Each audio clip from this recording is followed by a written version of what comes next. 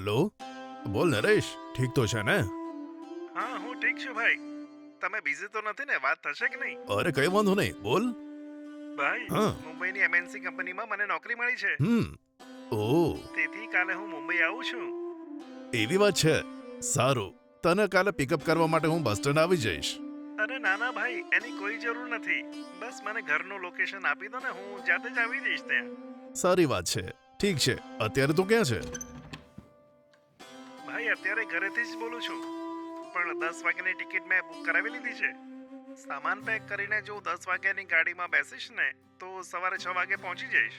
મુંબઈ પહોંચીને તમને ફોન કરી દઈશ ભાઈ. બરાબર ને ભાઈ? ઓ એવું છે. ઠીક છે, સંભાળીને આવજે. હું તારા ફોન પર લોકેશન મોકલું છું. ઠીક છે, બાય. હા સારું ભાઈ, બાય બાય.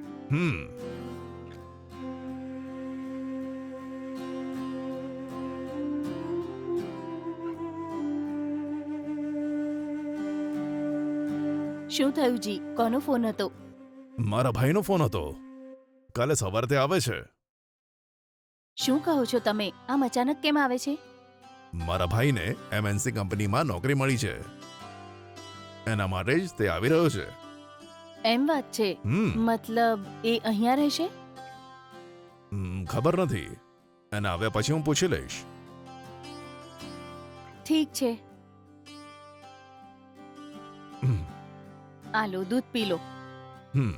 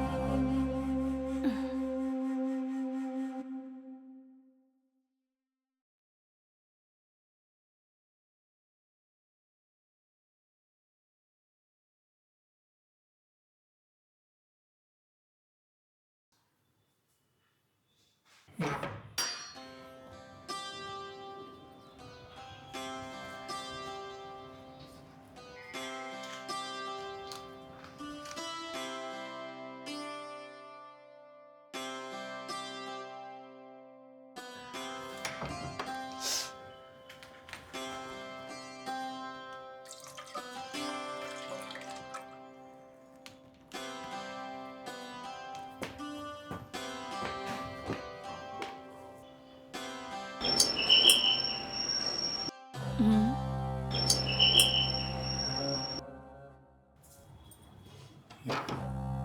હાય ભાભી, કેમ છો? હા, હું ઠીક છું. તમે કેમ છો? હું એકદમ બરાબર છું ભાભી. સારું, અંદર આવો. હમ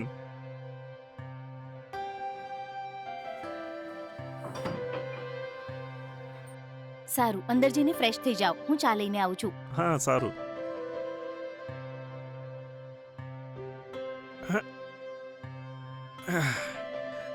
બાપ રે.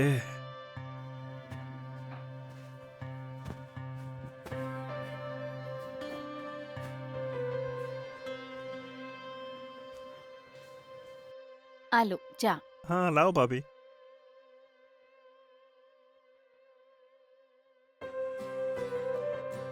ભાભી, ભાઈ ક્યાં છે? એ બેડરૂમમાં સૂતા છે. થોડી વારમાં આવી જશે.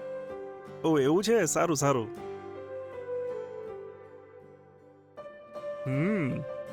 ભાભી, ચા સરસ બનાવી છે. સાચે? Thank you.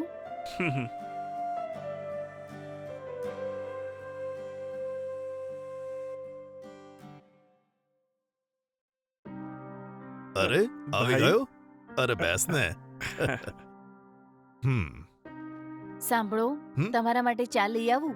હા લઈ આવ. કેમ, સારી કંપનીમાં નોકરી મળી ગઈ ને? હા ભાઈ, ઘણી રાહ જોવી પડી. ઓનલાઈન ઇન્ટરવ્યુ એટેન્ડ કર્યા પછી જ મને આ નોકરી મળી છે. એવું છે. અચ્છા, હવે પછી મુંબઈમાં જ રહીશ ને? હા ભાઈ. જો એવું હોય તો અહીંયા અમારા ઘરમાં રહી શકે છે. એ વાત નહીં, મારા અહીંયા રહેવાથી તમને કોઈ તકલીફ તો નહીં પડે ને? એ તું તો મારો સગો ભાઈ છે. તું અહીંયા રહીશ તો મને શું તકલીફ થશે? અને પછી અહીંયા ખાલી હું અને તારી ભાભી રહીએ છે. તું રહીશ તો અમારી થોડી મદદ થઈ જશે. બરાબર? હા, આ વાત તો ઠીક છે. આ લો ચા. હા. ચા પીને તૈયાર થઈ જાઓ, હું નાસ્તો તૈયાર કરું છું. હા, સારું.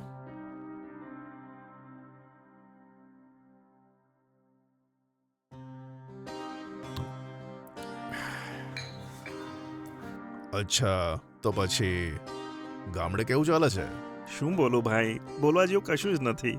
તને સારી નોકરી મળી, મને પાર્ટી નહીં આપે કે? જુઓ, પગાર આવશે એટલે તરત હું ટ્રીટ આપીશ ને. બહુ સરસ. ઓકે.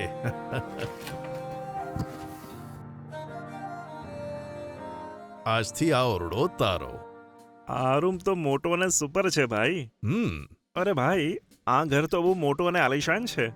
લાગે છે આનું ભાડું પણ વધારે હશે. તમે કેવી રીતે આપો છો ભાઈ? આપવું પડે છે. મારે મોટું ઘર જોઈતું હતું એટલે અમે અહીંયા આવી ગયા. એક વાત કહું, આ ઘર બીજા કોઈનું નહીં, મારા મિત્રનું છે. એ એની ફેમિલી સાથે વિદેશમાં છે, એટલે એણે ઓછા ભાડે અમને આપી દીધું છે. ઓ એવું છે? તો આ ઘરનું ભાડું કેટલું છે? ભાડું બહુ ઓછું છે, ખાલી 25,000 રૂપિયા. આ શું બોલ્યા? 25,000 રૂપિયા? મારા માટે 25,000 માં આપ્યું. જો બીજું કોઈ હોત ને તો 50,000 રૂપિયા લેતા એની પાસે. ઓહ, એમ વાત છે. હા ભાઈ. સારું, પહેલા નાઈ ધોઈ લે ને પછી આય. હમ.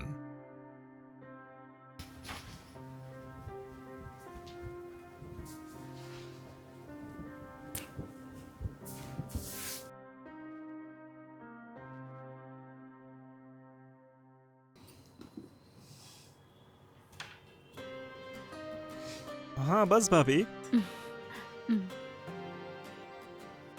બસ.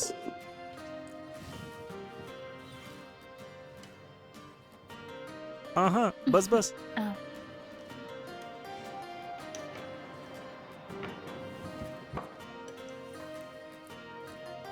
તીખી ચટણી આપું? હા થોડી. હા બસ બસ. તમને? હા, નહીં ઠીક બસ છે. બસ. ભાભી, ટિફિન તો એકદમ મસ્ત છે. થેન્ક્સ નરેશ, પેટ ભરીને જમો.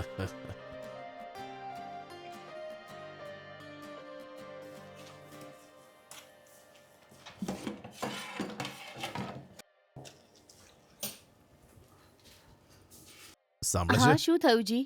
નરેશ ગામડેથી આવ્યો છે, તેના માટે મટન લઈને આવું છું. હા ઠીક છે.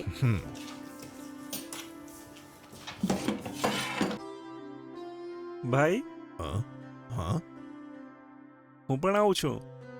સારું, ચાલ.